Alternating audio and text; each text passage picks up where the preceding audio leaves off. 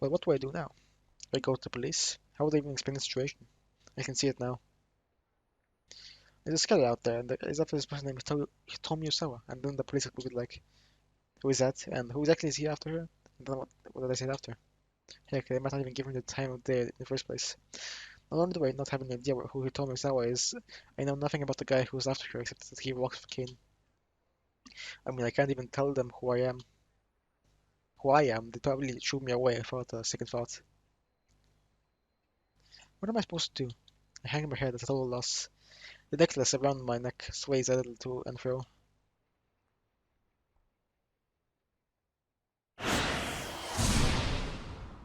Keep out! Back to Archer, because I don't want to read anymore. Damn, he sprinted away again. That's crazy. He's supposed to read. This guy in front, in the middle with the woman, he looks like me a little bit. No. He kinda does though. Goofy ass hairstyle. Anyways, moments later, the weirdo came rushing back out of the shop and sprinted away again. He walked through the narrow alleyways with cat-like alacrity. Fuck-ass word. Archie did his best to keep tabs on him, but the man managed to give him the slip. Wow, Hitomi said. She too had been watching closely. I'm kind of impressed. Mind if I keep at it? Archie asked. Sure. He continued scanning camera images, trying to locate the guy again. At this point, even Hitomi was invested in the quest to find the fugitive. Then they found Maria. But in this past, they didn't spot him. Archie was on the verge of giving up.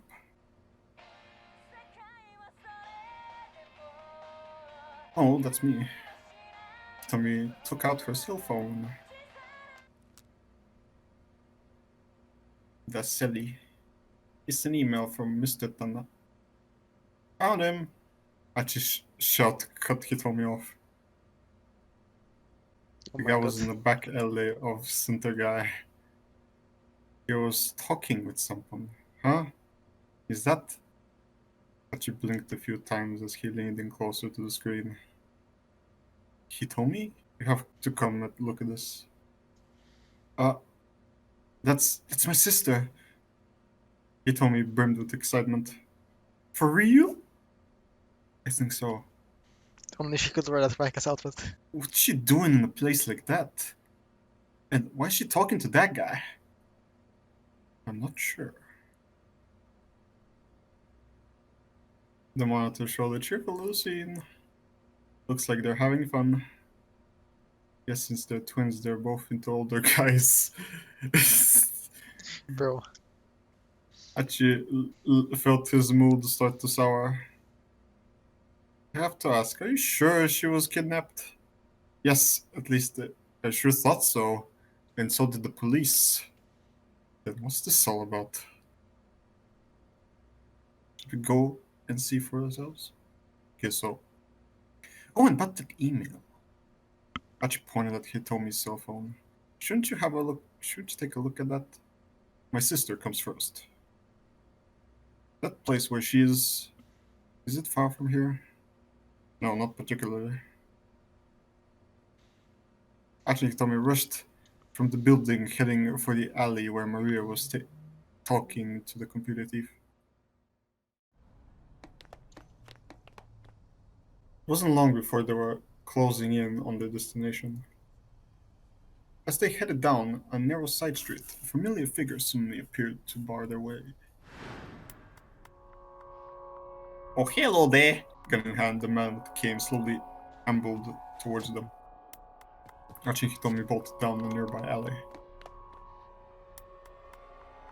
Taking another turn, they reached the alley they'd seen on the cameras. Maria! Hitomi rushed over to her sister. But Maria just stood staring at Hitomi in silence, as if she couldn't process what was going on. Meanwhile, the assassin was still in pursuit. He had turned the corner behind them and was steadily drawing nearer. He pointed his gun at Hitomi's head. Come on, hurry! Achi urged. He tried to lead the two girls away, hoping to escape further down He's the gonna alley. die. But instead, Maria charged boldly at the man with the cane. The assassin was caught off guard by the unexpected counterattack, but he reacted quickly, clubbing the girl in the head with the grip of his pistol. Maria! Hitomi shrieked. She stared in horror as her sister collapsed in a heap on the ground. Then Hitomi's eyes rolled back in her head and she fainted into Achi's arms. Hitomi, hey! But the shock had overwhelmed her. Oops. Well, it's obvious he's just dead, so go on. Slowly, the assassin lifted his gun again, Yeah, aiming for just Achi end and it, bro. Hitomi. Just end it, bro. If he'd only had Hitomi to protect, Achi might have been able to pick her up and get away. But he couldn't just leave her sister here. He knew with chilling certainty of despair that he could never save them both. Okay, I'm guessing if I switch to Maria, she can choose to do a less stupid thing. Never mind, I just have to not, not, I just have to stop not be autistic. I understand. Or how do you do that? I have to not look at the man. Or how do you do that? By going backwards a bit in Nachi's story and choosing to just look for the minivan instead. Why does this motherfucker ruin everything? I don't know. Yeah, they remain glued to the monitor, and then suddenly, Sekai was doing it. Oh my god, Tanaka. Hello Tanaka, will you help me skip Nyx, please? I ran after it, but wound up losing sight of it. Was heading towards Jinan. That's where he says, "What about your sister?" Was she inside? He doesn't say. Achi switched over to an array of surveillance cameras near Jinan. A few seconds the transition took felt us agonizingly slow. Finally, 4 new images popped up. Achi quickly enlarged one of them. Oh my god! He told me that was a tiny gasp. Blue! Blue. There on the monitor was the blue minivan. There was no doubt about it. It was fucking blue. Why are you blue? No. Achi and Hitomi rushed up from the building, speeding towards Jinan in an all-out run. Nah, bro. Bro. This game is Nah. fucking goofy as fuck, bro. Neither spoke. They simply dashed along in silence. Achi felt as if they'd been running a marathon and the finish line had finally come into view. They hooked left at the station and darted past the Seibu department store. Uh-huh. Achi pointed at as he came to a stop. The blue minivan was still there, parked by the curb along the slight hilly incline. Leaving Achi behind, Hitomi started rushing up the hill. Alarm bells started going off in Achi's mind. Someone from the kidnapping crew was in that van! It was dangerous to approach carelessly. This doesn't fucking make a difference. Hitomi, wait! Achi shouted. But she didn't appear to hear his cries. The hope of rescuing her sister had driven all else from her mind. Achi started to run after her. Hitomi had reached the vehicle already. She brought her face close to one of its windows, but the tinted glass obscured the view inside. Hitomi circled around to the minivan's other side. Achi saw her grasping at the door. She slipped out of his view for just a moment. Bad ending! Bad ending! Oh my god, FMV! Holy shit. That bitch flipped, man. Hitomi's fucking dead.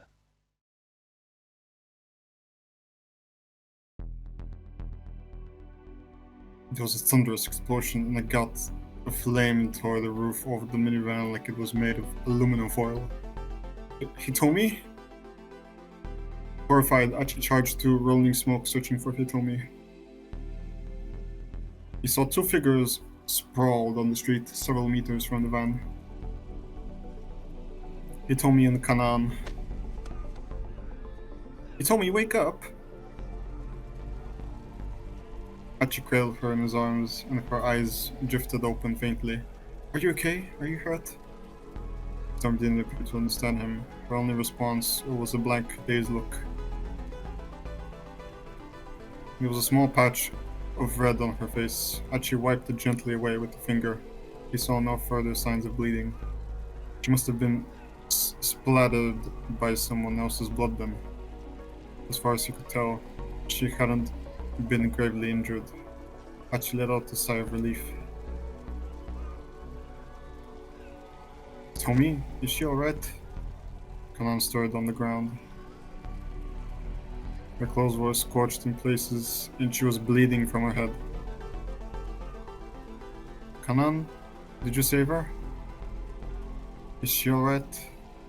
Yeah, what about her sister? Kanan didn't respond. No, it can't be. Achi went to look inside the van. Amidst the smoke and the flames, he could make out the outline of a body. What happened here? Achi had to look away. Get Hitomi out of here. Hurry. If those guys show back up. Kanan's face twisted up with pain. Alright. Achi settled Hitomi carefully in his arms. Wait, I need to tell you something. Kanan's pain gasp, calling back. Alfard. Oh my god, that YouTuber. That's Alfarad. Alfard. Or Alpard, I don't know. You choose. Alford. I think it's Alford, thank you. That's the name of the mastermind. I'm sure it'll come up again if you keep pursuing this. But if you value your life, don't get involved with Alpard any further. No go. He's open card. Okay, and thanks.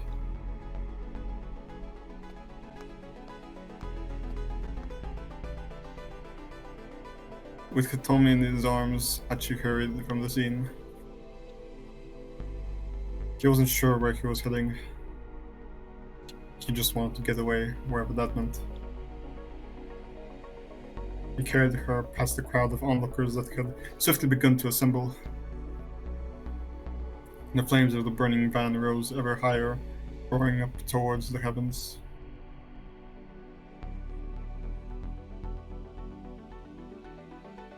I see. Achi is done. Interesting moment for the explosion to happen in the story. Yeah. That's like the one thing we knew would happen. Sorry, I knew, you already knew. Let's see, well, Maria's done, so let's go finish Maria. Maria. There's no way Mindirikawa finds another way to ruin, like, another story, right? We haven't even started Kano yet. Yeah, he might fuck up Kano somehow. Press the sister button. Okay, met this.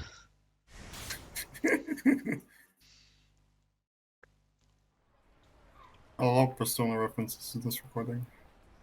Eventually, I must have the ninja start working around town, heading nowhere in particular.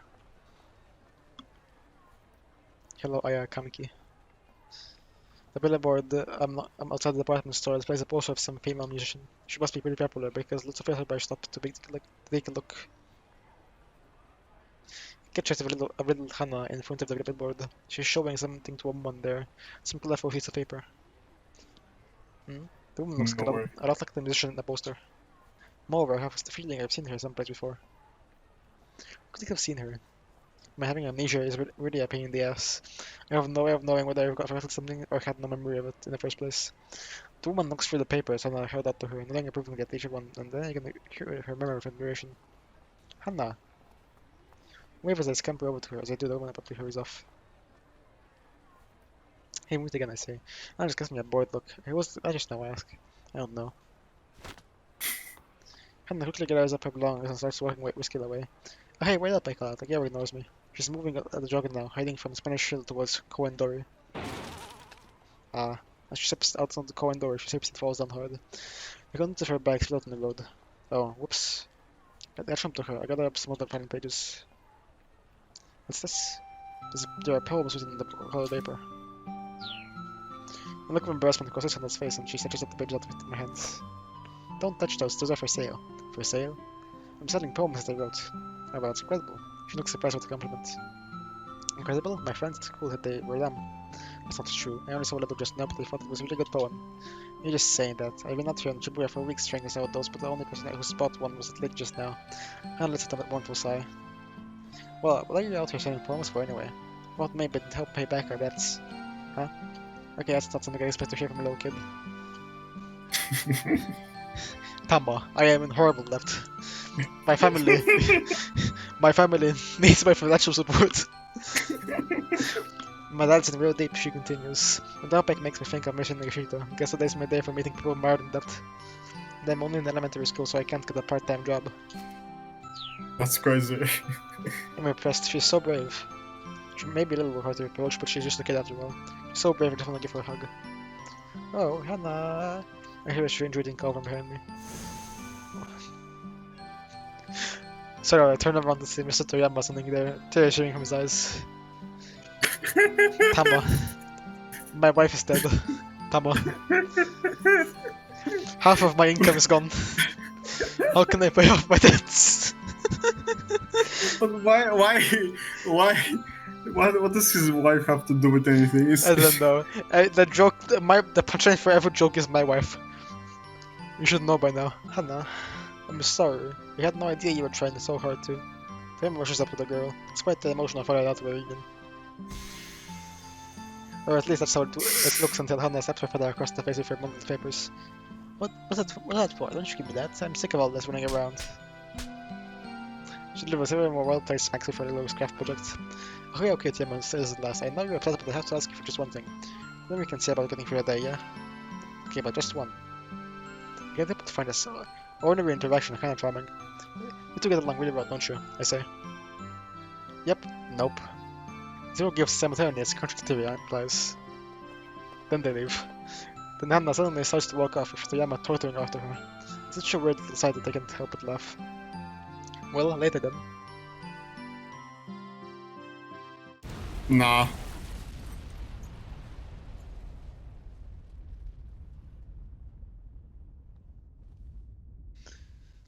I like how the explosion just suddenly has like MP4.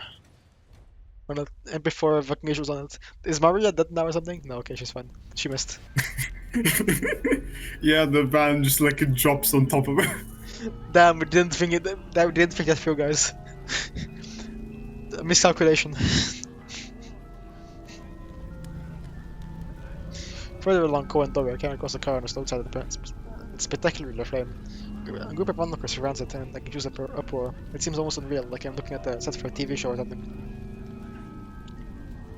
I stand there staring into the flames. Huh? What's that? I can see something.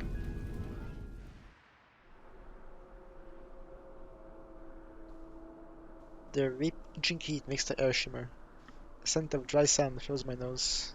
A gust of searing wind tugs at my hair.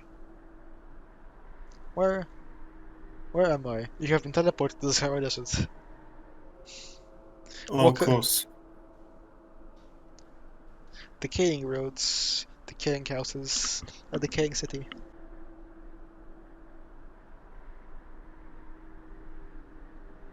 And the people who live there. People who live. People who live. People who live. There's someone by my side. Someone is with me, watching all of this.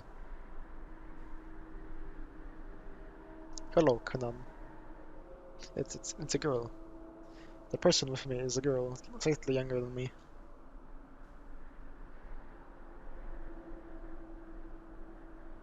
She says something to me. Annoys me.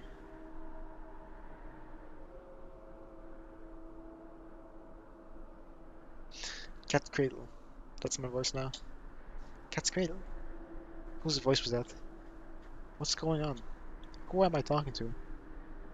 Yeah, Cat's Cradle. I'm showing someone how to do a Cat's Cradle string. But who?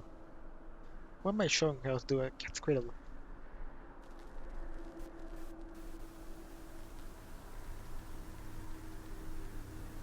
Kanan. Oh my god. And 5 feet away from her. Kanan is dying. The word Kanan echoes in my head.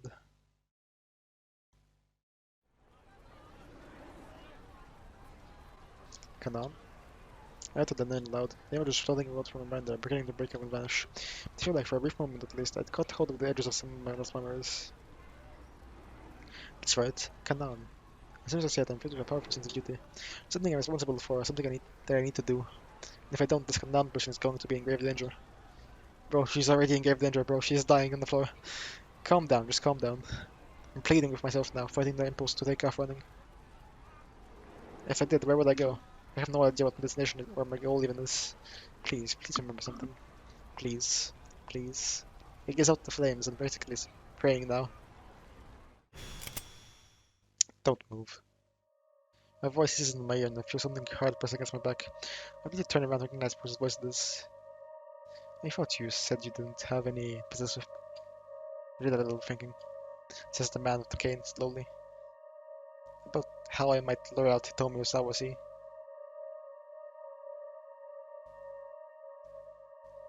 I'm going to use you as bait.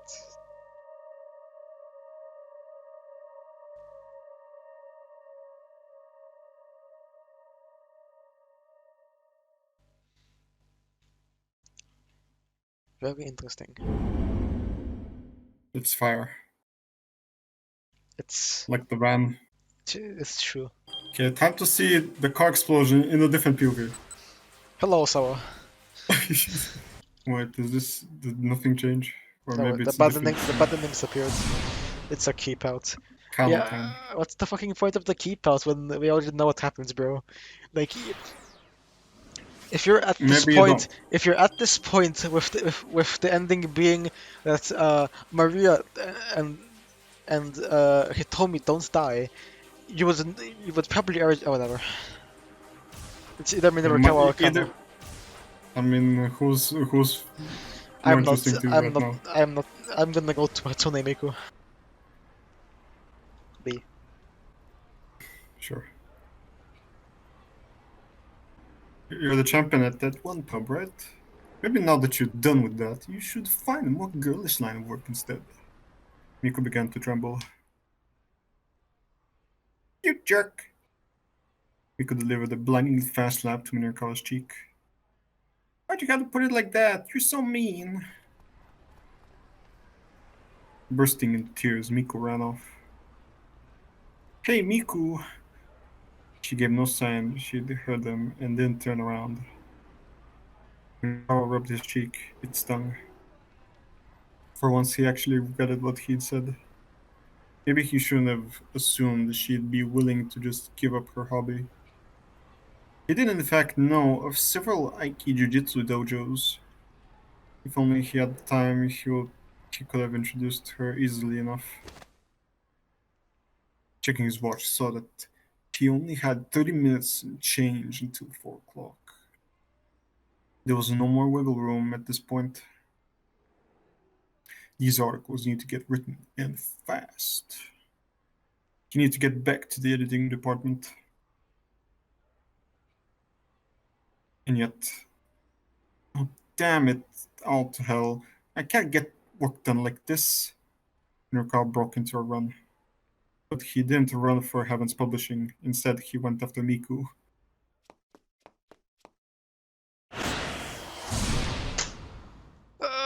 Okay, it was Achi, right? Or was it who said it? Achi, yeah, it was Achi. It's the blue text. Alright. Sorry, I forgot. That's why you always have to Blam! do text. He told me wait. As he ran along Koendori after Miku, Minokar heard someone shout out the familiar name. He told me it was a pretty common name. Ordinarily, he wouldn't have given it a second thought, but he remembered that one of the Miss Midoriyama winners was named Hitomi Osawa. That made him curious. A moment later, he heard a cell phone ringtone. He immediately recognized it as an Ayakamiki song. Explosion. His reporter's instinct tingled. He stopped to take a look around, and one young woman caught his eye almost immediately.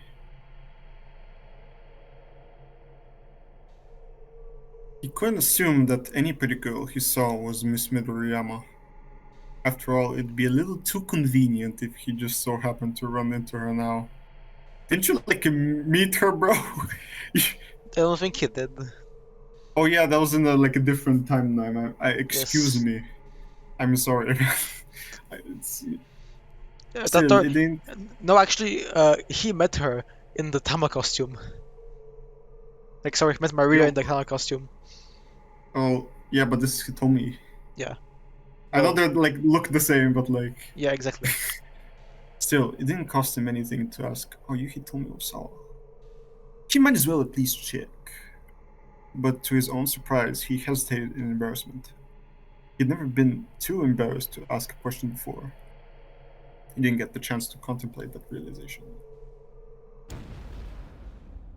Why is Vinrokara the only one who doesn't get in the MP4? Not that still wasn't animation, bro.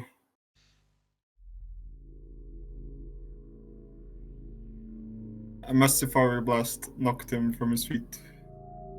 A deafening roar set his head throbbing. What was that? What's going on? He lay in a daze on the ground, trying to wrap his mind around what had just happened.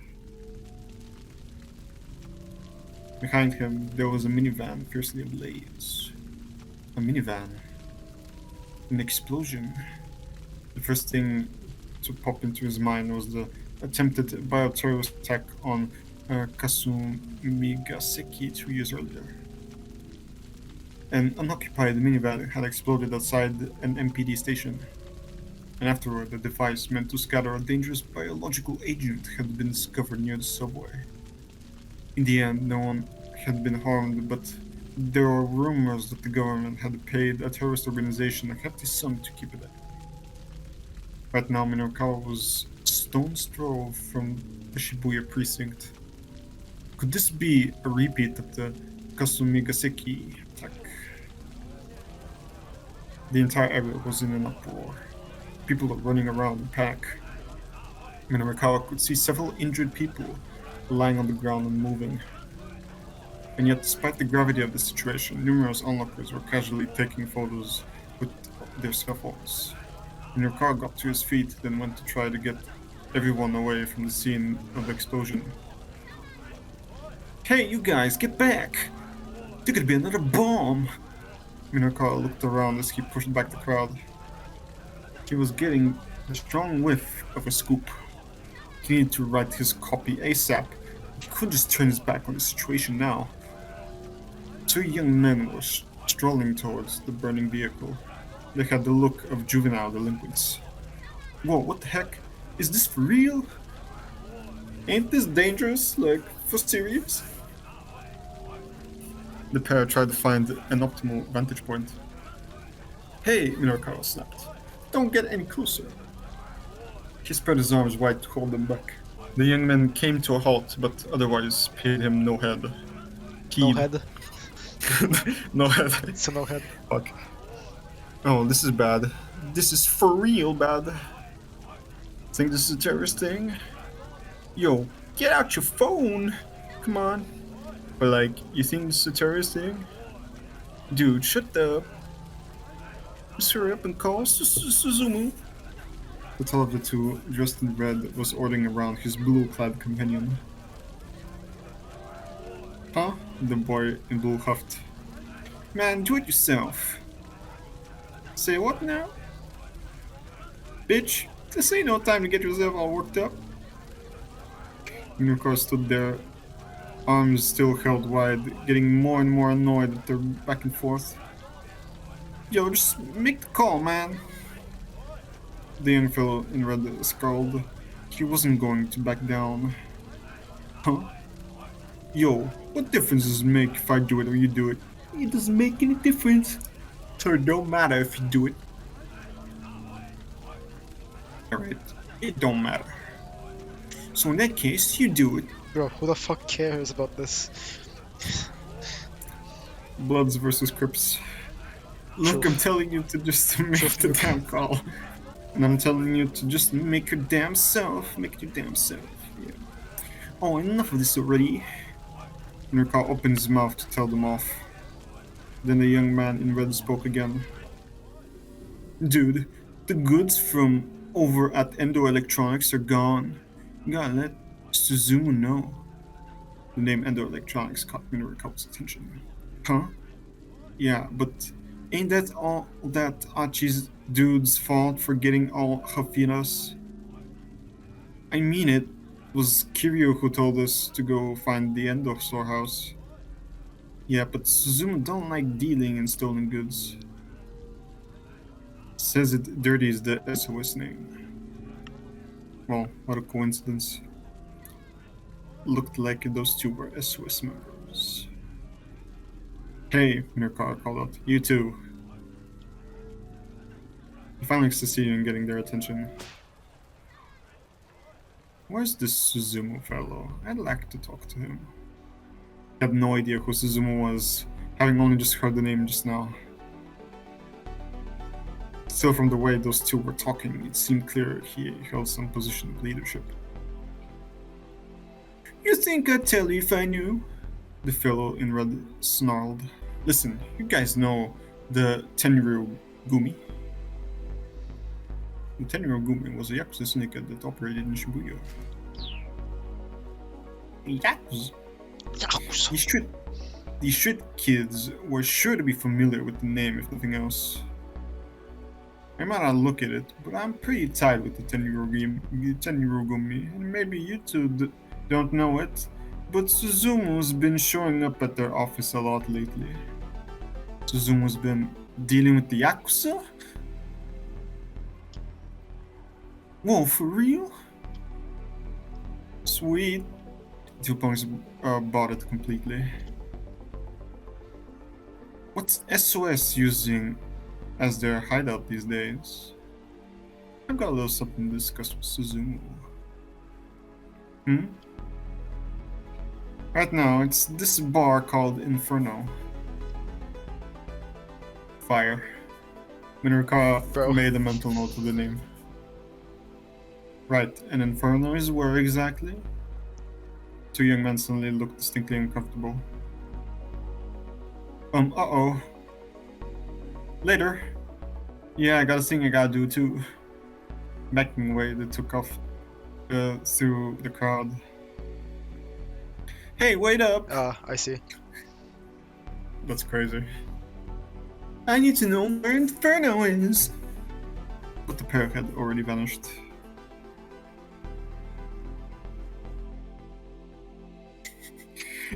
Yeah, in case you didn't notice them. In case you didn't notice the bright red jacket with the woman in hand.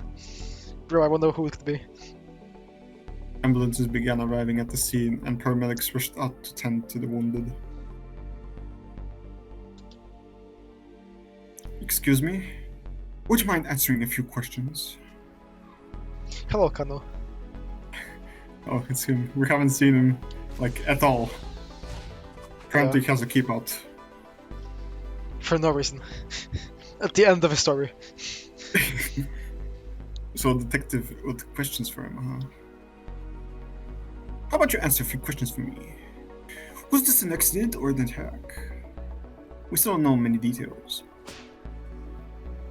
Let me rephrase that for you. This is a major incident, Minurko exclaimed. Huh? The detective looked pretty flummoxed. Flummoxed. I've been around this block a few times, and I know all your police PR lingo. And when you start talking about the details, that's when 100% indicative of a major incident. Brushing aside Minurko's remark, the detective tried another question. Did you happen to notice anything unusual prior to the explosion? Unusual? Nuka thought back to the moments before the minivan blew up. Now that you mention it, I think I heard a cell phone ringtone. The detective tilted his head. A ringtone? No, never mind, forget that. There's no way the ringtone on someone's phone would be audible through all that. Minorikawa struck the thought from his own mind as he said it. In all likelihood, he associated the ringtone and the explosion simply because one had happened right before the other. Kano? A large-statured Caucasian man had called out to the detective. White. Evidently, the detective's name was Kano. Thank you for your cooperation, he said with a bow. Then he ran over to the foreigner.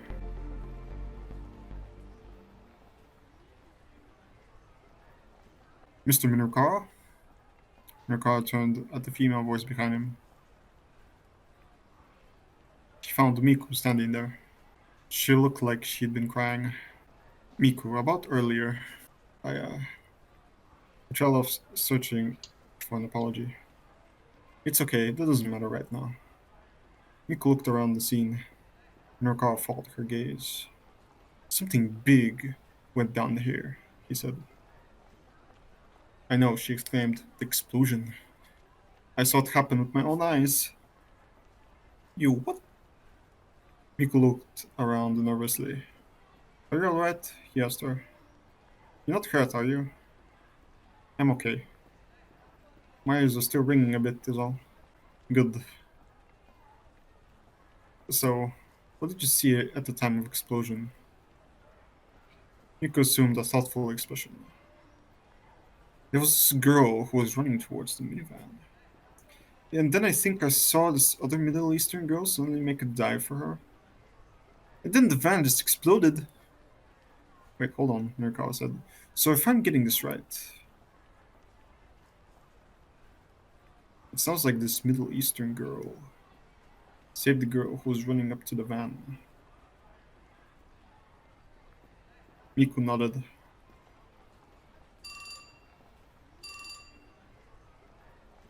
Just then Minorikawa's phone chimed. He had received an email. It was from Chiaki. Mr. Mino, are you still working on your copy? I forgot about her existence, to be honest. He checked his watch. At this point, the 4 o'clock deadline was barely 20 minutes away. Nonetheless, he decided to stay at the bomb scene. He could definitely smell a scoop here, he was sure of it. Even if he couldn't get his 6 pages done by 4, landing a major scoop should be enough to persuade the loan company. Minorikawa jotted his phone number down and handed it to Miku. I'll make things up to you, he said. Give me a call later. Miku took the scrap of paper, puzzled. If you're looking for an Aiki Jiu-Jitsu dojo, I know a few. At that, her face lit up. Minorikawa decided to process the scene for clues. As he wandered around, he caught sight of Detective Kano and his Caucasian colleague heading down an alley. What's that I smell? Something pretty damn fishy. If they were slipping away for a private conversation, maybe there was some way he could listen in. Minorikawa hurried into one of the buildings that bordered the alley. He looked around and found a public bathroom upstairs on the alley side of the building. Hoping beyond a hope, he slipped up to the bathroom window. Voices outside. He held his breath and listened. Those international criminals you mentioned. Kano's words were faint, but he could make them out. Minorikawa did a low fist bump. Correct, roughly 8 hours ago, they infected Maria Osawa with the UA virus. Then, they let her loose somewhere in Shibuya. Hold on. By UA, you mean... The discussion involved some terms Minorikawa wasn't familiar with. He focused all of his mental energy on what the two were saying. This is a killer virus with a 100% mortality rate. Once it takes hold, 100%? Intercom muttered to himself. The shock caused him to unclench his fist. He didn't realize he'd made. This wasn't just an interesting conversation. It was monumental. It has an incubation period of 12 hours. In another 4 hours, Maria Sawa will go symptomatic. After that, she'll begin spreading the virus through the city. It's capable of airborne transmission. If we don't administer Kenji Osawa's antiviral before she develops symptoms, yes, everyone in Shibuya is going to die. Hirakawa felt goosebumps rise all over his body. If they were talking about the virus and the Kenji Osawa, they could only mean that Kenji Osawa. He recalled that Osawa had said earlier about the power balance of the world being at stake. There was no doubt about it. That this was a tremendous scoop. Well then, we need to find Maria Sawa and get the antiviral to her as soon as possible. Just calm down, there's more to the story. Oh, it's starting to leak out. The door swung open loudly and someone came barging into the bathroom. How does he ruin everything? Yanagashita. The shit is. Yanagishita Katashita. It's over. I him again. Oh, bro's leaking. His voice must have been audible outside. Kami's companion went to take the discussion elsewhere. They're just beginning to the good part. You son of a bitch. Nurkov grabbed Yanagashita and tossed him to the floor. I'm leaking.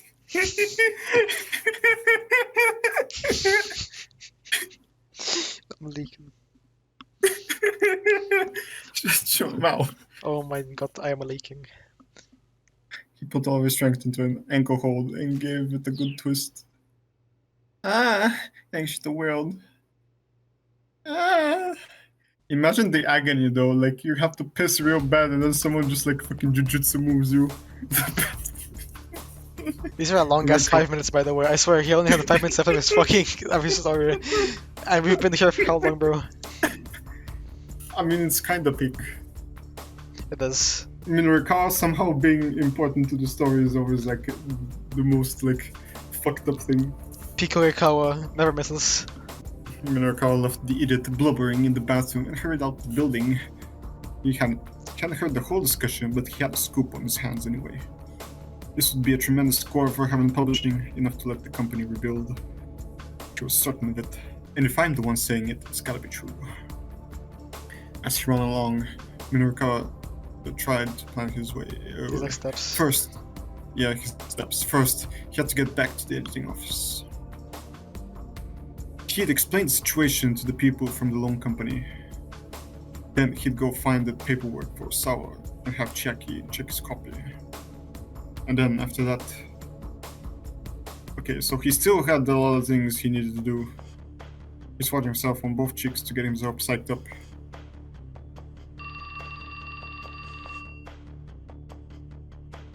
His phone rang. Rain? His phone range. His phone rang. Range. It was Chiaki. It rang, bro. It rang. Rang. Mr. Mino, something terrible has happened. Chiaki's voice was a broken yelp. Oh, come down. Over on Koendori, this minivan exploded. Yeah. I'm well aware. Thanks for that. I've got a scoop of that. Chiaki cut him off. Just now, I got a call from Mr. Toyama's daughter, Hana. This time, Minorukawa waited for her to finish. He had a sinking feeling. She said that Mr. Toyama was in there. It was a suicide. Minorukawa's knees buckled. Tell me you're joking. No, I mean, the van explosion is all over the news. And Hana was in tears on the phone. And... Mr. Mino? Mr. Mino, are you still there? Toyama had killed himself?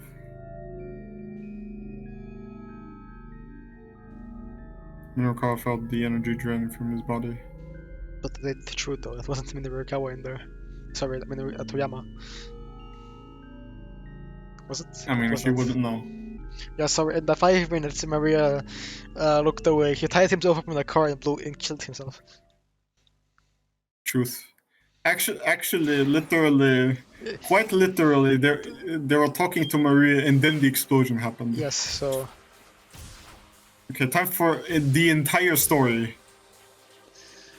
Olaf Kano. It's the sound of the police. Kano practically dived from the car when it arrived on the scene in Maria Metro. The place was teeming with officers and onlookers like, could you shut up, please? Out of the way, please move aside. Kano forced his way through the throng. Sasayama was lying in a massive pool of blood. Oh yeah, that happened. Sasayama. Kano rushed to his partner's side. The knife was still embedded deep in Sama's belly, but it sounded shuddered each time he drew a labored breath. Guess I messed up. Sasayama could only manage a raspy murmur. Please don't try to talk, Kano urged. Looks like I won't be celebrating the Mrs. birthday. Seymour drew a small package from his pocket. It's been neatly wrapped and fitted with a pretty little ribbon. Here, give this to me-chan for me. Kano shook his head. No way, you can give it to her yourself. You've never met Mi-chan, huh? She's real pretty. Probably surprised how pretty she... I know. You told me all about her. Kano, please. Can you give my wife for me? When I was saying up the last of his shrink, Sayama pressed the gift into Kano's hand. Sayama? Sayama's hand dropped back down to the puddle of blood. A paramedic team finally arrived at the scene. As Sayama was loaded into the ambulance, Kano felt a surge of rage rolling inside him. He shook his face so hard his nails dug into his palm. He marched over to the captive Al-Caravan. You son of a bitch. He rounded up for a punch Al-Caravan's face until his arm caught forcibly by the elbow. Spinning his head around, he found Stanley standing there. Let go of me, Stanley. But the American had the grip of steel, and Kano's arm wouldn't budge. They allowed you to assault suspects here in Japan, do they? Kano's bit his lip and then lowered his shaking fist. No, of course not, he growled. Al-Caravan let out a nasal chuckle as he watched the pair. With a cold glare, Stanley strolled over to him.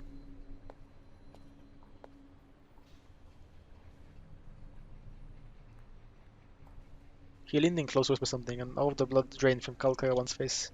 Visibly shaken, Al-Caravan said something back to Stanley. Stanley gave a slight nod and left the captive with the police escort. Kano went over to him. What was that all about? Apparently, Al-Caravan gave Hitomi some instructions, told her to get into a blue minivan that was parked along Dongenzaka, so suddenly his hunch had been correct. But why had Al-Caravan confessed so quickly? How did you get him to talk? You don't need to know that. Turning on his heel, Stanley went to report the news about the blue van to the task force. Will passed speech check, I don't know. Kusei immediately directed the detectives nearest Dogenzaka to look into it, but they found no blue minivan in the area. The order then came down for all personnel to search the vehicle. Kano thought back to another item in the diary. Use the head dead as stepping stone. Sorry.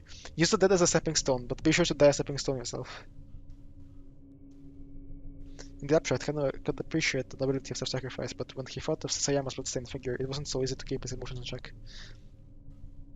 First time you've seen a fellow officer get hurt? Stanley had to come over back to him. We don't have time to relax. If you can't keep your anger in, then do something about it here and now. Stanley pointed his own jaw. Hit me, American style. Kano smiled wryly at the unexpected proposal.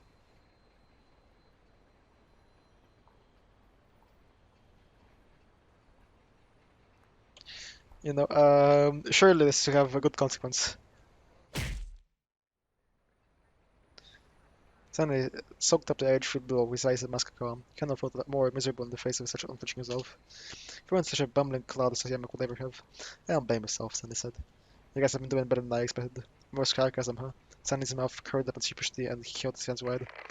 Lucy's voice suddenly cut in over the wireless. You're looking at the blue minivan. It's in Jinan one comb on some streets. He told me it might be there, and maybe the kidnappers thinking they would turn up too. On free reflex, Kano broke into a run. Suddenly falls close behind.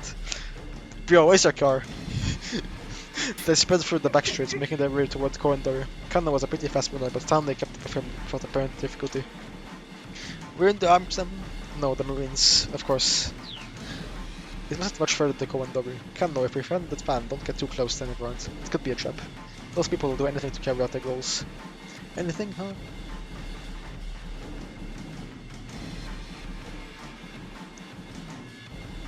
Kano could sense the truth of Stanley's words. He reminded himself that his life could depend on remembering them. He raised his eyes. They were coming up to the corridor. Suddenly, a boom as loud as cannon fire shook the area. Something is wrong, Kano thought. That's not an electricity noise. Sorry, why did Kano's story just skip like 50 minutes? A column of black smoke rose from between the two nearby buildings. Passerby stopped at the stairs, fierce with an alarm. Surely, if the story is skipping 50 minutes, it has to be a good ending. Nothing's gone wrong. Nothing's gone wrong. I mean, if you're saying the MP4, you must be on the right track. Damn. All the Kawa got was fire special effects because his story is already peak.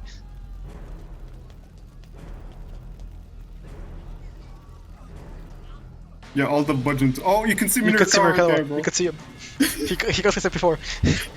The cannon saw flames. This hadn't been an accident. Someone set off an explosion. All the budget went into this one section. Someone this one before. Someone set it off an explosion. The Shibuya precinct wasn't too far from here. Kanna recalled the attempted PR segment like Kasumigasaki. To be fair, it's the most peak MP4 ever made. It's true. Every character showed up in this one area, just out of luck, you know. That incident had begun with a van exploding outside the Tokyo MPD station. Already, a large crowd of onlookers was gathering. Shouts rose up as they looked at the scene. What's going on? What happened? The car is on fire. According to HQ, and quickly stepped around to the back of the burning vehicle. It was a minivan. Peering at the flames chassis, he could see that there was someone inside. Oh no, could that be Hitomi? Once they had their hands in the antiviral, the criminals could have no further use for Hitomi Osawa. Already the body had been charred to ash. At this point, it was already hardly recognizable. Keep out. Oh my god, what's the point? Bro, yeah, go to Minamikawa, and then go back to Kano for no reason. Man in a suit. I like how his, like, jump icon is him charred. Yeah. Nah, details. Punished Minamikawa. Several people were on the ground and nearby, violently injured by the explosion. A girl in a hoodie was crouched along with them, doing her best to tend to the injuries. Oh, it's fucking Miku. Kano recognized her as the girl he talked to earlier during the traffic jam. Police, he announced. Get back, let me handle this. The girl was visibly relieved. Help her, she said. She pointed to a figure lying on the sidewalk, a short distance from the burning up minivan. As a middle-eastern girl, she appeared to be unconscious. I think she got hurt rescuing another girl about college age. The girl, like what you said. A college age girl that might be Hitomi. What happened to the girl she saved? Kano asked. The good Samaritan looked around. Huh? Where'd she go? The rescuee had disappeared. Let's go here. The girl with the hoodie gestures towards the fallen girl. I can't believe how fast she was. She spoke with a hint of awe. The way she moved to get to the other girl. She was on a level way beyond mine. Kano took another look at the injured girl. Her figure looked very delicate. It was hard to believe she was capable of great feats of athleticism. He saw her toward her, but suddenly stepped ahead of him. Leave this one to me, he said. Easy knower. The expression was unusually stern, even for him. You know her? Kano asked. The American didn't answer as he checked the girl's pulse and then her pupils. Hey Stanley, don't you have other things you should be doing? Stanley snapped. Fine then, Kano decided to collect some eyewitnesses' accounts.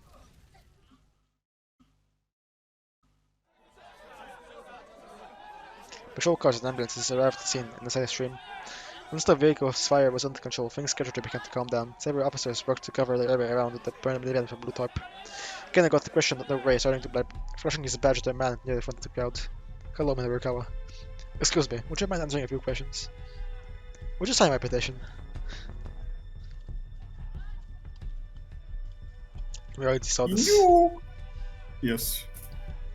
You. Hey, will you sign my petition? What's that game called again? Postal 2. Kano. It was Stanley, perfect timing. Thank you for cooperation, Kano told the man. Then he hurried on his way. Stanley steps in close enough to whisper, "Who was that guy?" An eyewitness to the explosion, apparently. Did you have any info? He said they heard the cell phone ringtone at the time of the explosion. Not sure if that's significant though. Stanley stood silent for a moment, thinking. What about the girl? Kendall asked. Has she woken up? No. I'm going to drive her to the hospital. Huh? Why that yourself? Just look around, Stanley said. He cast his eyes over the scene. There were still many injured people lying on the roadside. It seemed the authorities hadn't sent enough ambulances. But isn't your car back in Moria Macho? Kendall asked. Under the circumstances, I think it makes sense for me to go back for it. Stanley replied coolly. Besides, I have a few things I'd like to ask her. Kendall was curious. You do? He asked. Stanley's cellar rang. Yes, Stanley answered the phone in English. As he listened, his demeanor changed. The blood drained from his face, and his hand began to tremor slightly as it gripped the phone. Kendall had never seen him this shaken up. "You got it," Stanley said at last. Hang up the phone, let out a sigh. "What is it?" Kendall asked. Suddenly, headed into an alley without responding. Kendall hurried after him. Once they were out of earshot of the crowd, Stanley finally spoke. Plot reveal. I already know. Let's go right now. It's from Gordon, my superior. Oh my god, Ramsey. He broke off I was there. gonna say Finland, but like So, sorry? Gordon I was Freeman? gonna say Finland. Iron Man. Yeah. He broke off there, and for a long while was silent. He appeared to be struggling with some strong emotion.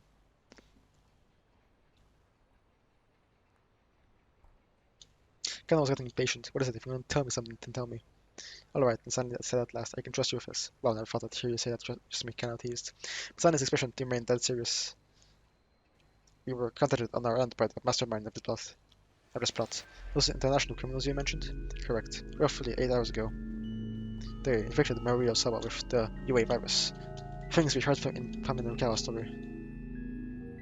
Hold on, by UA you mean? And I thought back to his early conversation with Stanley. Those criminals were trying to get their hands on a new drug. An antiviral drug developed by Kenji Osawa that has been shown to be effective against the UA virus. Stanley hesitated before continuing. This is a killer virus with a 100% causality rate. Haha.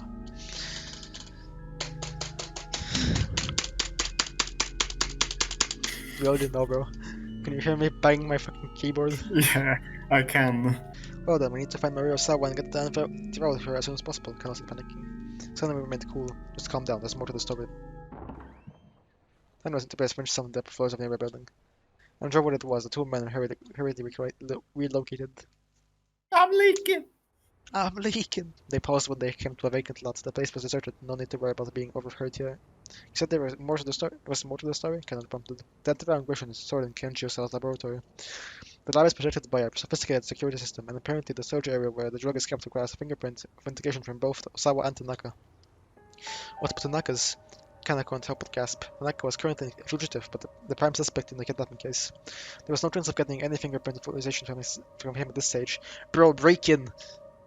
Is there any other way to get in? Kana asked. The door can also be unlocked via a password in place of a fingerprint scanner, but we still need to know what Tanaka chose for his password. No. In any event, it's essential to track down and secure Maria. But, he went on, his voice grave, even if we get Maria to safety, the mastermind is now in possession of the UA virus. If they want to, they can unleash a rare terrorist attack on Shibuya at any time. To put it bluntly, the lives of every man, woman, and child in the city are in their hands. Ken felt a pulse of their fear deep enough to give him vertigo.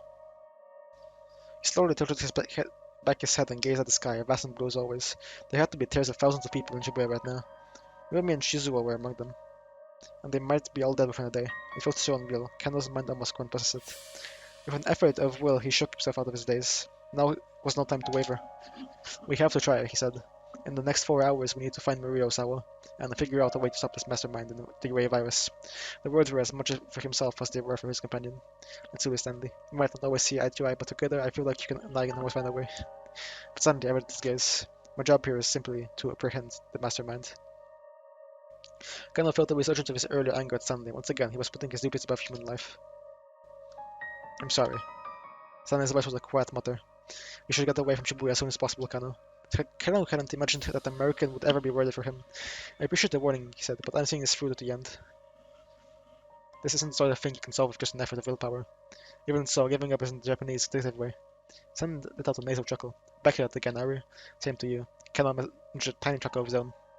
Listen, Stanley went on after a moment. This is just between you and me. The mastermind behind this kidnapping case is an arms dealer who goes by the name Alfard. Attempted by a terrorist attack on Kasumi Gasaki, a hotel bombing in Chicago. Alpha had handed all of them. What do you know about this criminal? Kanno asked.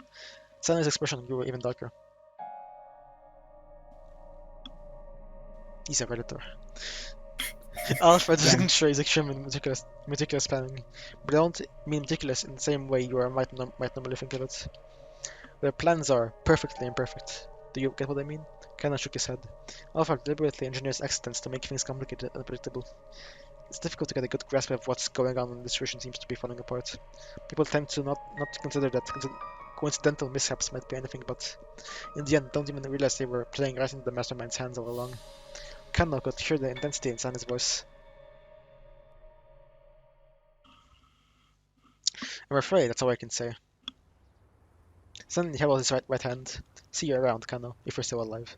If you're still alive. Kanno let it sink in for a moment.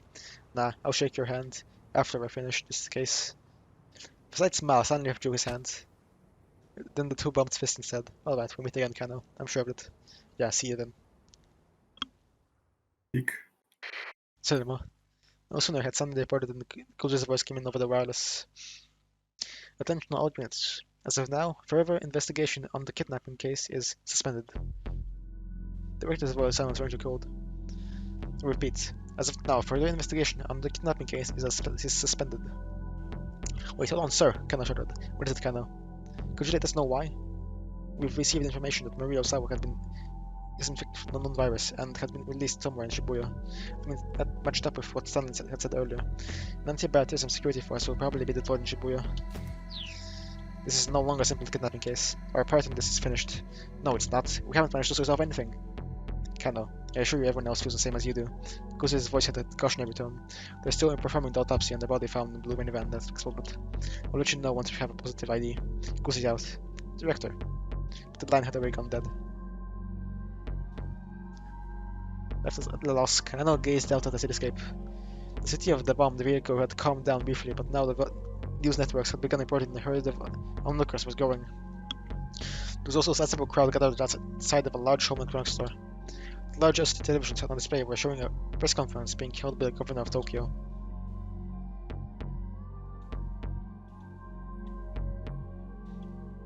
Bro, I don't care about my wife. Kanno might learn something new about the case. Decided to watch the podcast. In close with the administration, we are keeping a careful eye on how the situation as it develops. The governor's expression was solemn as he spoke. The moment he finished with his statement, the reporters bombarded him with questions. He seems familiar with the bad terrorist attack in Kasumi 2 years ago. Is there any such connection? This does turn out to be a bad terrorist attack. We'll establish emergency shelters for large-scale orientation to Yogi Park. However, there are still many details that remain unknown. The politician was clearly struggling to maintain his composure. Can you comment on the rumors we're hearing that Shibuya might be blockaded off? The ridiculous governor barked. What outlet are you with? Are you trying to start the picnic when we don't even know all the details? Besides, it would even be possible to blockade the whole of Shibuya. The press conference continued. The governor and the block just looked in a belligerent back and forth. Kanno left the electronics store and headed for the cafe where Rumi and Shizuo were waiting. He had to tell them both to get far away from Shibuya. So that just didn't matter. Well, of course it didn't matter. Like, basically everybody else's story ended. Yes. The cafe law truck seemed to kind of arrive. Shizuo was sitting alone. Kanno scanned the establishment, but didn't see Rumi anywhere. One of the staff greeted him. Welcome, just one, sir? No, I'm meeting someone, actually. Of course, sir. They also smiled and then went on her way. Shizuo was staring at him. Kanno walked over to him and bowed deeply. It's a pleasure to meet you, sir. I'm Shinya Kanno. He looked like even more of a knuckle-dragger than I thought. Shizuo maintained his appearance stare. Rumi had something she needed to do, so she stepped away for a while, he said after a long moment. Kanno sat down across from him. There was a laptop computer open on the table. The waitress came to talk to Kanno, so he asked for an iced coffee. What are you using the computer for? Kanno asked. I'm on the internet. Shizuo's voice was low and gruff. The cafe here has internet connection? May as well start off a little small talk. So what? Again, Shizuo credited Kanno. The words wouldn't come. No, actually, there's no time to be making it out chit-chat. If they got infected with the virus, Rumi and Shizuo might die. Look, please, you need to leave Shibuya right away. She was facing another conclusion. What are you talking about? Why? Kanno wasn't sure if she should tell the truth or not. It was strictly prohibited from discussing a case of anyone outside the department. As a former policeman himself, Shizuo ought to understand full well the secrecy and investigation required. But it wasn't like he'd just up and leave town without a good reason. Please listen, Kanno said.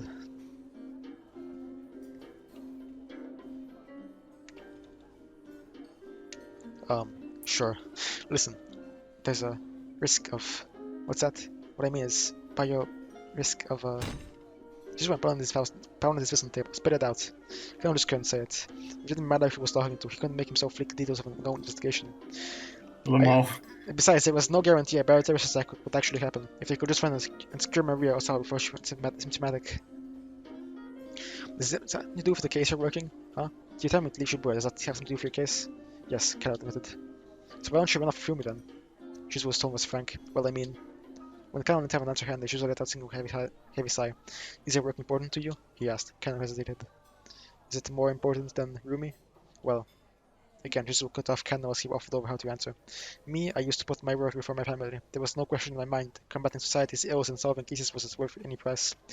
Because of that, I did some pretty reckless things. Almost wound up dead more than once. Shizuo paused, a forlorn look in his eyes. My wife did nothing but worry about me. So much that I didn't even realize when she'd worried herself sick. I was so caught up in my work that I wasn't even there for her when she finally passed away. It was all over, so very absurd of me. The waitress came by and set Kano's iced coffee on the table. It sat there, untouched, until Shizuo looked at it pointedly. With a tiny nod, Kano brought the cup to his lips. The bittersweet liquid was a balm to his parched throat. Speaking of parched throat, I haven't drank a fucking thing since we started recording. That's crazy. That's probably why I've been rapping this whole time. Rapping? And bro, I'm reading so fast. I told Rumi the same story, Shizuo continued, but I didn't tell her how absurd it was. I told her that her father only did what he had to do. He took a sip from his glass of water. Same. Rumi, she's very much like her mother used to be. Their personalities were almost identical. And I don't want her to suffer the same way my wife did. Shizuo was fist clenched in his lap. What was it that made you become a detective in the first place? He asked. Well, at first, I got the job because I thought it would make Ruby happy. And then I guess also because I thought it would make you like me, sir. It was the truth, which is what simply chuckled. If your goal is to get me to like you, you may as well give up now. I'm sorry, sir, Kano said. I can't do that. Are you this stubborn around with me? Shizuo grumbled. I love your daughter, sir. I want to keep her safe to make her happy. And why is that? Whenever I think about her, I just feel so amazing. I'm sure that if you or anyone can empathize with that. Everyone has someone they want to protect who makes them feel that good. It's an admirable thing, wanting to be a detective and protect the happiness of the people.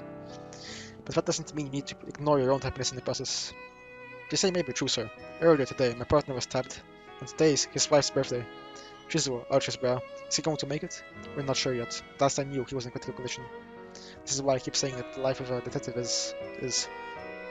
Shizuo's words showed off into a lamenting murmur. Even so, Kano was unmoved. Take dictum number 1. Never lose sight of what you're supposed to protect. Never. What's that? Something that a senior detective I admire very much said. It's a fundamental guiding principle I've stuck to as a detective. But I was wrong about the real meaning behind it. But my partner was stabbed. There are people I want to rescue. So much has happened, and now I finally understand what those words mean.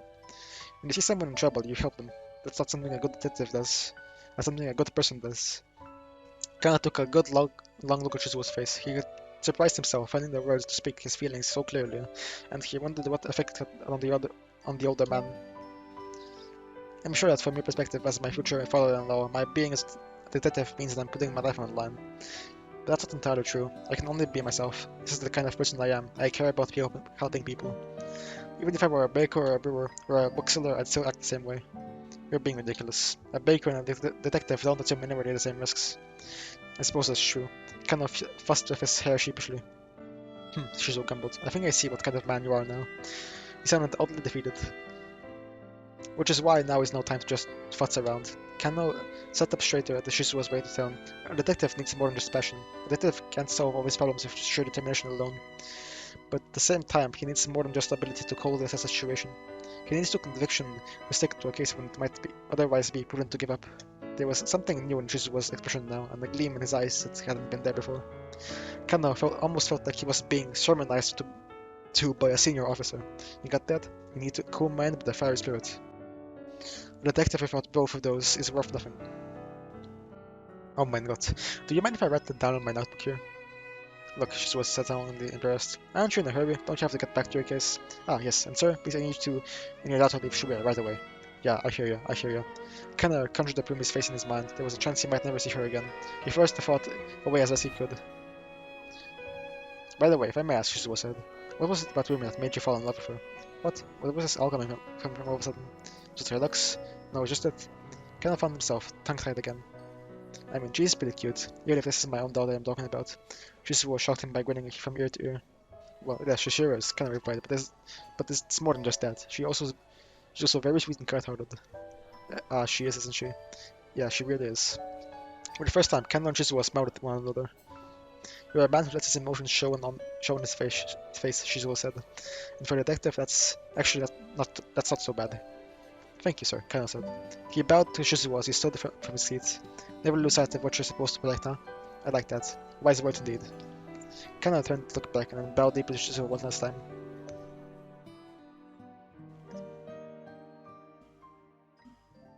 To be continued. Oh my god, Kano, please. The pilot had to code this situation. Kano knew what he... I swear, there's like... It skips for like 10 minutes left, and then those last 10 minutes are like the same length as like Kawa, bro. The bridge to code this situation. Kano knew what he needed to do. There was one thing that was nagging him, no matter how hard he thought about it, it still didn't add up. Why would the Tenno let Alcarawan go free? He needed to get back to the precinct and get the truth from Alcarawan firsthand. As he walked around, he considered what he did know about the facts of the case.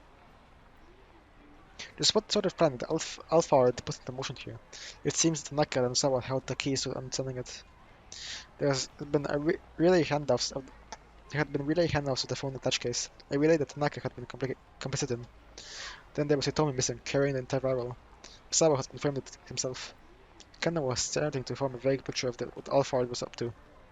There's the red text. Yeah, the mastermind, his goal was to acquire the antiviral, and obtaining the cooperation of Sawa and Naka was right up to that plan. After all, their fingerprint verification was required to physically access his drug. In order to overcome a hurdle, Alpha had presumably managed to win over Tanaka somehow, and had then kidnapped Marita Osawa to provide leverage against her father. No doubt that was how they got Hitomi to take the antiviral to Hachiko. While the police were distracted by following the touch case, Alpha would then take the antiviral from Hitomi. That was the general plan as far as Kano could summarize. Just then, a call from Kusei came over the wireless. We've identified the body found inside the blown-up minivan. Kano's hand tingled as he gripped the wireless. Mamoru Tanaka, male 40 years old, an employee of Kosho Pharmaceutical. Positive ID was obtained from the subject's personal belongings. Oh my god. Tanaka's dead. How will he be geared for Osawa now? If Tanaka was dead, it would now be almost impossible to access the antiviral drug in the laboratory. Blow open the door! At this point, the only antiviral they had any chance of obtaining was whatever Hitomi was carrying. Kano thought back to what Stanley had said earlier. Even if you get Maria to safety, the mastermind is in possession of the Grey Virus. If they want to, they can unleash a terrorist attack on Shibuya at any time. To put it bluntly, the lives of every man, woman, and child in the city are in their hands. I'll just say, when it comes to like video games, the brute force answer that's very obvious, they never mention it ever. Yeah, blow up the door? Nah, it won't even cross their minds. No, a chill man no Kano's spine.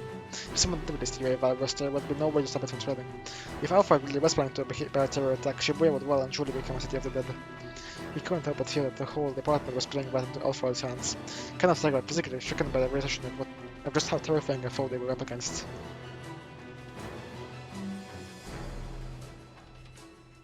Okay.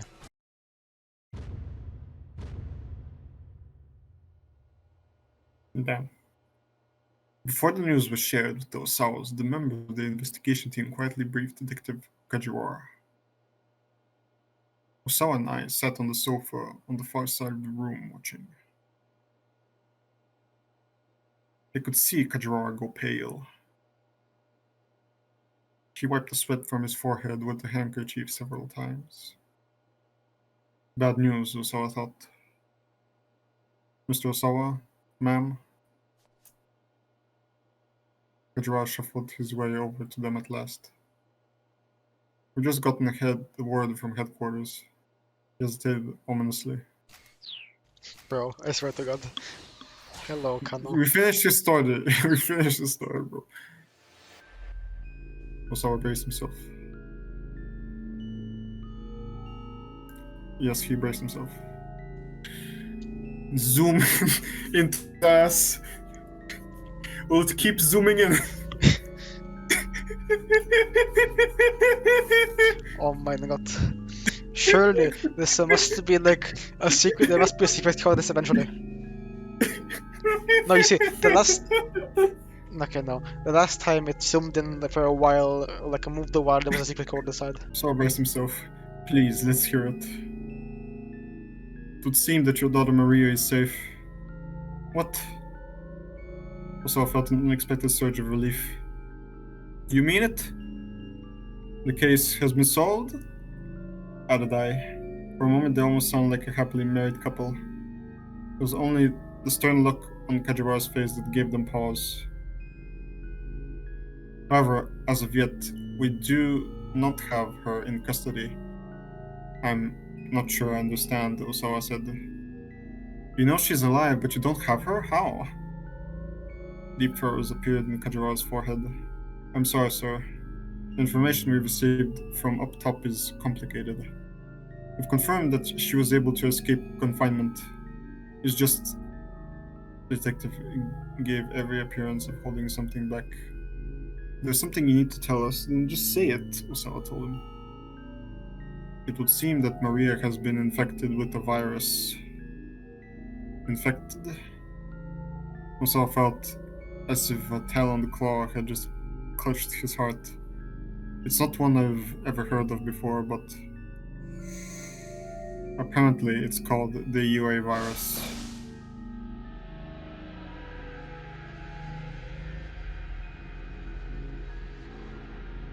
Osawa's visions went dark.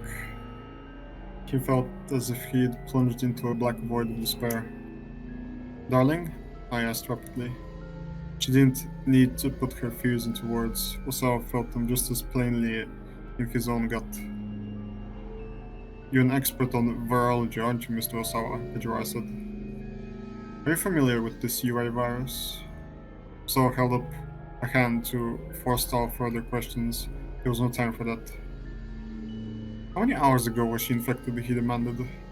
I wasn't told that much. Is it that important to know, sir? Depending on when Maria is infected, we may or may not still be... Saw trailed out abruptly as the reality of the situation struck home. This wasn't the same as when Hitomi had been infected. Right now, there was no way of getting Tanaka's cooperation, which meant there was no way of accessing the antiviral storage. In other words, getting the cure to Maria would be impossible. Osawa's head swam. Detective Kajiwara, I beg of you, people need to catch Tanaka as soon as possible. I can't share the details, but if you don't, something terrible is going to happen. Just then, Kajiwara's cell phone rang. He picked up quickly. What did you say? Detective shuddered the anxious silence that had fallen. I shuddered visibly at the outburst. Kajiwara nodded sharply, still listening. More creases formed in his forehead. Understood. I'll let them know. He hung up. All eyes were on him. That was headquarters. Osawa swallowed the lump in his throat. He could feel himself quaking all over. A minivan we believe belonged to the syndicate exploded near Jinan in Shibuya. A body was found amongst the burning wreckage of the vehicle. Who was it? Osai interjected. Tell me. Please don't let it be Maria. Please don't let it be Hitomi. Kajiwara took a breath before speaking. We've conclusively identified the remains as Mr. Tanaka's. No! The cry was visceral, almost bird-like. Osawa looked around in surprise. It was I. It's not true! You're lying! This musical show screams reverberated to the room. Osawa felt like he wanted to scream too. With Tanaka dead, there was no way to get to the antiviral. Which meant that Maria was going to die.